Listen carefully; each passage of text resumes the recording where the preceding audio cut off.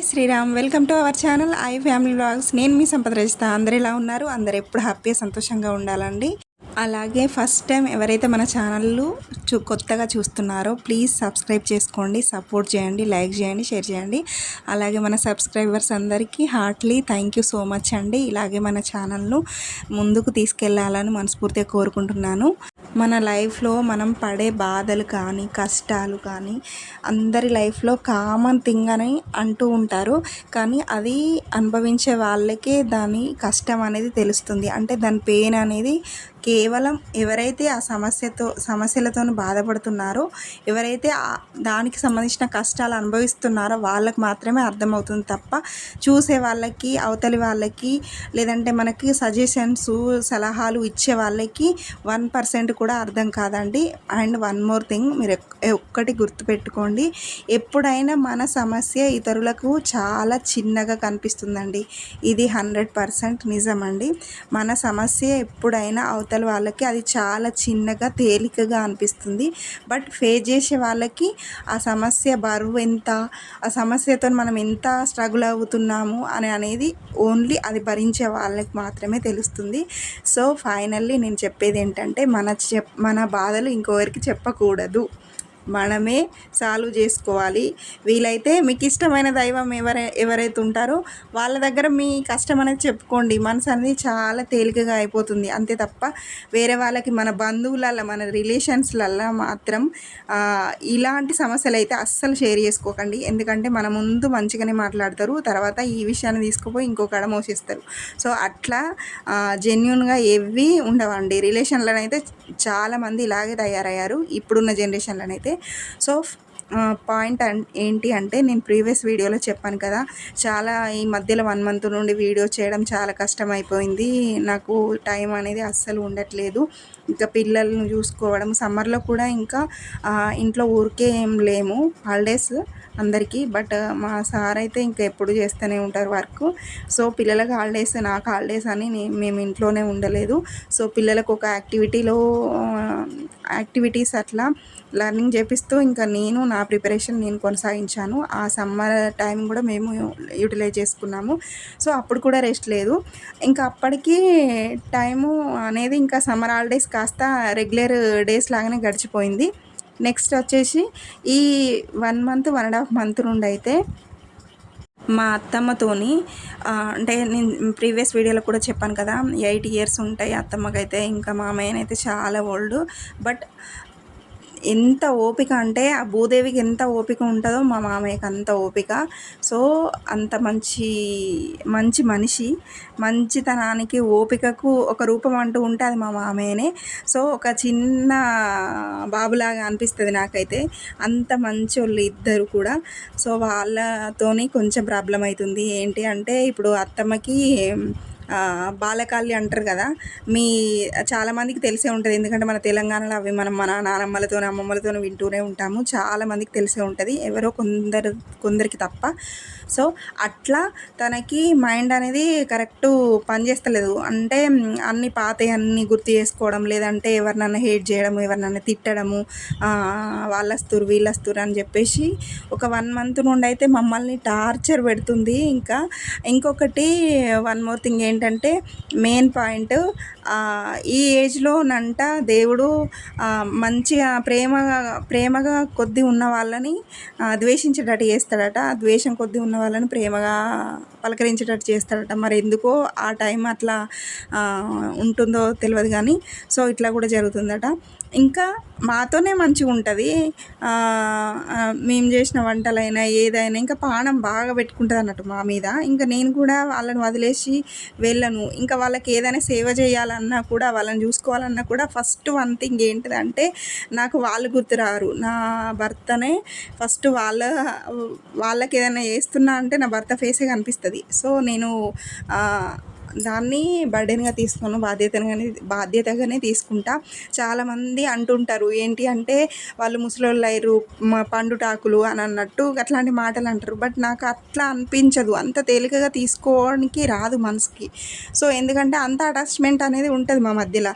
ఏంటి అంటే ఒక్కటే చెప్తా నేను, తల్లిదండ్రులను మనం ఎవ్వరు ఎంత మంచిగా చూసుకున్నా, తల్లిదండ్రులు ఉన్న భరోసా, తల్లిదండ్రులు ఇచ్చే భరోసా, ఇంకా తల్లిదండ్రులు ఉన్నప్పుడు ఉండే ఆ సంతోషం అనేది ఇంకా ఎవ్వరూ దాన్ని భర్తీ చేయలేరండి. సో నేను ఆ వేళ నా భర్త వేళ నేను ఆలోచిస్తా. ఏంటి అంటే తను డ్యూటీకెళ్ళి వచ్చేసరికి అంత చేత కాకున్నా కానీ జస్ట్ మంచాల అట్లా కూర్చొనున్నా, గద్దె మీద కూర్చొనున్నా, అమ్మ తిన్నవా, నాన్న తిన్నవా అని జస్ట్ వచ్చిన తర్వాత వాళ్ళని పలకరిస్తాడు వాళ్ళు కనిపించిన తర్వాత. సో అట్లా ఇంటి ముందు వాళ్ళు ఉండాలి, వాళ్ళు అట్లా కనిపించినా చాలు. ఆ సంతోషాన్ని అయితే నేను ఒక భార్యగా నేను ఎన్ని రకాలుగానైనా తనని బాధలోనైనా సంతోషంలో అయినా కానీ షేర్ చేసుకోవచ్చు, కానీ అది మాత్రం నేను ఇవ్వలేను కదా. సో వాళ్ళు ఉన్నంత వరకు వాళ్ళని నేను మంచిగా చూసుకోవాలి. సో అంత మట్టుకు వాళ్ళు తను వచ్చేసరికి ఇంటి ముందు కనిపించిన ఆ సంతోషం అనేది తనకు ఉండగలగాలి. సో అందుకని ఇంకా చెప్పేసి అవన్నీ ఓపిక పట్టుకొని ఇంకా 1 మంత్ నుండి నన్నైతే ఇంకా ఘోరం నన్ను ఇట్లా తిడుతూనే ఉంటుంది. ఎప్పుడు నేను బయట కనిపించినా, లేదంటే బయట అది వర్క్కు వెళ్ళిన పిల్లలు బయట కనిపించినా ఇంకా అందరినీ తిడుతూనే ఉంది. అట్లా ఒక 1 మంత్ కంటిన్యూగా ఒక 4-5 డేస్ అయితే నేను కామన్గా నవ్వుతూ తీసుకున్నా. ఇంకా ఏంటి అంటే పోనీలే అని డైవర్ట్ చేసి తనకి కూడా అట్లనే చెప్పేసి నేను కూడా అట్లే తీసుకున్నా. బట్ ఒక 1 వీక్ తర్వాత మళ్ళీ కూర్చొని నువ్వెందుకు అట్లా మాట్లాడుతున్నావు, నీకేం కాలే, మన పిల్లలు పెద్దగా అయ్యేదాకా నువ్వు మంచిగా ఉంటావు, మాకెవరున్నారు ఇంకా నువ్వే కదా పెద్ద దిక్కు, అత్తమ్మ అట్లా మాట్లాడద్దు అది ఇదని నేను నచ్చ చెప్పిన. అట్లా కూడా ఆమెకు ఆ మైండ్ సెట్ అనేది పోతలేదు. నాకేం కదా, నన్ను చంపేస్తారు కదా మీరు, నన్ను ఇట్లా చేస్తా అట్లా చేస్తా అంటురు కదా అని చెప్పేసి ఇంకా అదే డైలమాల అంటే ఒక నెగిటివ్ థాట్ అన్నట్టు. నన్నేమో చేసేస్తారు, నాకేమో అవుతుంది, వీళ్ళే చేస్తారు అన్నట్టు అదే అరుస్తూనే ఉన్నది. జస్ట్ అట్లా ఒక 15 డేస్ గడిచిపోయినాయి. నెక్స్ట్ తర్వాత ఇంకా మళ్ళీ రిపీట్ చేసింది అట్లనే. సో ఈమెకు కొంచెం స్పేస్ ఇవ్వాలని చెప్పేసి నా మైండ్ కూడా కొంచెం ప్రిపరేషన్ ఉంది. ఇంకా ఈ సమ్మర్ యాక్టివిటీస్ దగ్గర పడింది. ఏప్రిల్ ఆ ఎండింగ్లో ఒక 10 డేస్ అన్న రిలాక్స్ కావాలి. ఇంటి ముందు కూడా ఓకే వాళ్ళకి ఆ స్పేస్ లేకుండా ఉంటే కూడా మైండ్ అనేది ఒకటే థింకింగ్ లెవెల్ అలాగే పోతుంటుంది కదా అని చెప్పేసి ఒక 10 డేస్ అయితే పిల్లలకి నాకు కొంచెం చేంజింగ్ ఉంటుంది అని చెప్పేసి నేను అమ్మ వాళ్ళ ఇంటికి వెళ్ళిన. ఇంకా మా అత్తమ్మ వాళ్ళ ఇంటికి వెళ్ళేసి వచ్చిన తర్వాత ఒక 10 డేస్ 8 డేస్ తర్వాత మళ్ళీ get back to my home. So వచ్చిన తర్వాత కూడా నో చేంజ్, అసలు ఏం చేంజ్ లేదు, సేమ్ మళ్ళీ అట్లనే. ఇంకా తర్వాత ఇక్కడ ఒక పెద్ద మనుషులు వాళ్ళు ఉంటారు కదా, ఇంకా అమ్మమ్మ వాళ్ళందరూ ఉంటారు కదా, అట్లాంటి వాళ్ళు ఒక మనిషిని ఇట్లా అనేటప్పుడు వాళ్ళ మైండ్ సెట్ అనేది వేరే మీదకి డైవర్ట్ చేయాలని చెప్పేసి పాము వస్తుంది, వాళ్ళు ఏమంటలేరు, పాము వచ్చి చంపేస్తా అంటుంది, అది లేదు ఇప్పుడు పోయింది అని చెప్పేసి వాళ్ళు ఏదో డైవర్ట్ చేయడానికి పాము వచ్చింది దాన్ని కొట్టేనాం అది ఇది అని చెప్పేసి ఒక మనిషి మీద ఉండే దృష్టి అనేది ఇంకొక దాని మీద మళ్ళించాలని చెప్పేసి వాళ్ళు అనుభవం ఉంటుంది కదా, వీళ్ళు ముసలమ్మలు మా అత్తమ్మ వాళ్ళ జంట వాళ్ళు. సో వాళ్ళు అట్లా అనేసరికి సో ఒక మనిషి మీదది దృష్టి మళ్ళించాలని చెప్పేసి అట్లా చెప్పిర్రు అన్నట్టు నేను ఊరికి వచ్చేసరికి. సో వచ్చిన తర్వాత కూడా ఇంకా మళ్ళీ ఆ పాము విషయాన్ని కంటిన్యూ చేస్తూనే ఉంది. జస్ట్ మళ్ళీ నేను కనిపించిన, మా ఆయన కనిపించిన, ఇంకా పిల్లలైనా సో ఇంకా సేమ్ రిపీట్ మళ్ళీ అట్లనే అంటుంది. అన్న తర్వాత కూడా 1-2 డేస్ చూసిన ఏం ఇంప్రూవ్మెంట్ అనేది లేదు. సేమ్ ఇంకా వంట చేయడము పెట్టడము అని సపోర్ట్ చేస్తూ ఉంటాడు, మస్తు అర్థం చేసుకుంటాడు మనిషి. నిజంగా ఆయనది ఒక పెద్ద మనసు. తన నుండి నేను చాలా నేర్చుకున్న ఆ ఓపిక అనేది ఎక్కువ మా ఆయన నుండి ఇంకా మా మామయ్య నుండి నేను ఇంకెక్కువ నేర్చుకోగలిగిన. సో చూడండి మీరే ఇక్కడ వాళ్ళ అమ్మ అంత అరిచినా అన్ని చేసినా కూడా తను మాత్రం కొట్టడానికి వస్తుంది. ఇప్పుడు కొట్టడానికి వచ్చినా కూడా పడతాడు. అంటే నన్ను అన్నప్పుడు తను నాకు చెప్పడం, తనని అన్నప్పుడు నేను తనకు చెప్పడం. సో ఇట్లయితే బ్యాలెన్స్ చేసుకుంటున్నాం. సో ఒక్కటైతే 100% చెప్పగలుగుతా అండి, ఈ అత్త మామలను చూసుకునే బాధ్యత వరకైతే 90s కిడ్స్ మాత్రమే చేయగలుగుతారండి. ఆఫ్టర్ దట్ జనరేషన్ అయితే కంపల్సరీ ఇంత ఓపిక పేషెన్సీ అనేది ఉండదండి. ఎందుకంటే అది వాళ్ళ ఫాల్ట్ అని కాదు, ఇప్పుడున్న జనరేషనే అలా ఉంది. సో ఈ వీడియోని పెట్టడానికి రీజన్ ఏంటంటే మనకు తర్వాత ఎట్లుందో వదిలేయండి, కానీ మన పిల్లలకు ఒక సంస్కారం నేర్పియాలంటే అది మన పిల్లలకు రావాలంటే ఫస్ట్ మనం ఇంప్లిమెంట్ చేయాలి. ఈరోజు జూలై 17th. ఈ రోజు వరకు కూడా తను ప్రాబ్లం ఇంకా పెరిగిందే కానీ తగ్గడం లేదు. అలా అని హాస్పిటల్‌కి తీసుకెళ్తే ఆమె ఆమె ఏజ్‌కి అసలు ఆర్ఎంపీ డాక్టరు ఇంజెక్షన్లు ఎయడానికి భయపడతాడు. ఇంకా సో, నో ఛాన్స్. తినడము, మంచిగా మాట్లాడడం అన్నీ బాగానే ఉంది. అందరిని గుర్తుపట్టడము, నేను ఎటన్నా వెళ్తా అంటే కూడా నేను రాను, ఈరోజు రాను అని అంటే కూడా అద్దు అది ఇది అని అంటది మళ్ళీ.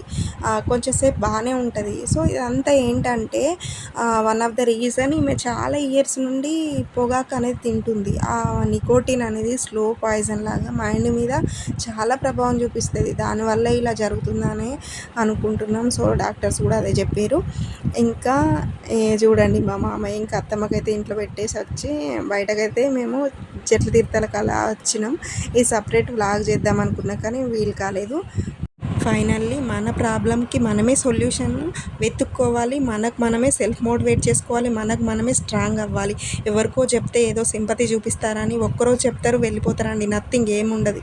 సో, మనకు మనం స్ట్రాంగ్ అయినప్పుడు, మనకు మనం పరిష్కారం తెలుసుకున్నప్పుడు మాత్రమే దాన్ని ఇంకా ముందుకు తీసుకెళ్ళగలుగుతాం. అత్తమామల్ని చూసుకునే ప్రతి ఒక్క కోడలికి ఈ వీడియో యూజ్ అవుతుంది అనుకుంటున్నాను. థ్యాంక్ యూ సో మచ్ అండి.